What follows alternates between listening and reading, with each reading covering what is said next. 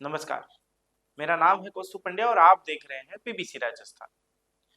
अंता में चल रहे उपचुनाव में त्रिकोणीय राजनीति का वो चेहरा जिसने सबका ध्यान अपनी ओर खींच लिया है।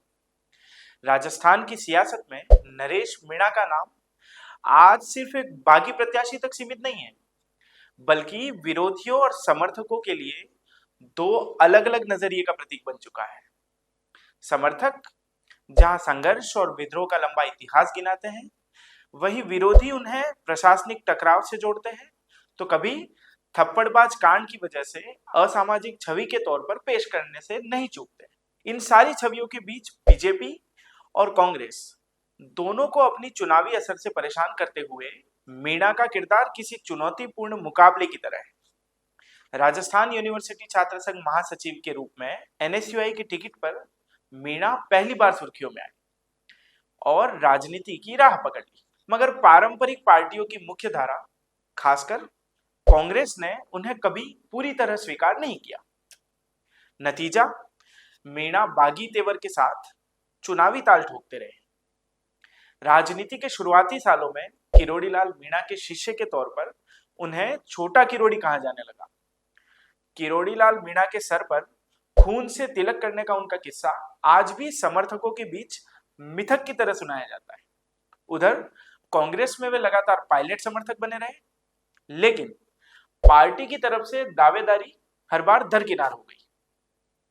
सन 2018, 2023 और 2024 तीनों में ही छबड़ा, देवली उनियारा और दौसा जैसी सीटों पर टिकट नहीं मिलने पर उन्होंने बगावत की और निर्दलीय चुनाव लड़ा। वोटों की तादाद 44,000 से 60,000 तक पहुंची और कांग्रेस समेत प्रमुख दलों के समीकरणों को उन्होंने बिगाड़ दिया। राजनीतिक किस्सों के इतर नरेश मीणा के नाम विवाद से हमेशा जुड़े रहे। नवंबर 2024 का उपचुनाव, एसडीएम को थप्पड़ मारने का मामला और 8 माह लंबी जेल यात्रा न केवल मीडिया की हेडलाइंस बने, बल्कि उनकी जुझारू छवि को और धारदार कर दिया। रिहाई के तुरंत बाद उन्होंने शुरू की जन क्रांति यात्रा, झालावाड़ से लेकर कोटा तक 150 किलोमीटर की पैदल यात्रा, जिसने उनकी सड़क पर लड़ने वाले नेता की एक छवि को नया विस्तार दे दिया।